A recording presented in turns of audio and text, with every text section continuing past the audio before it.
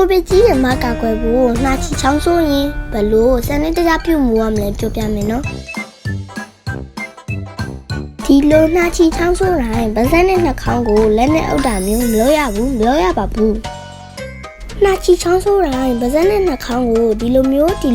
ရောင်စီကွေးဒါမှမဟုတ်တ िश ူးစာတုံးပြီးအုပ်ရမယ်နှာချီချောင်းဆိုးပြီးတိုင်း family case ဆက်ပြာနဲ့စက္ကန့်20ကြာလက်ကိုတီချာစေဖို့မမင်းနဲ့နော်ဘိုင်ဘိုင်ပါကိုဗစ်ကြီးရေ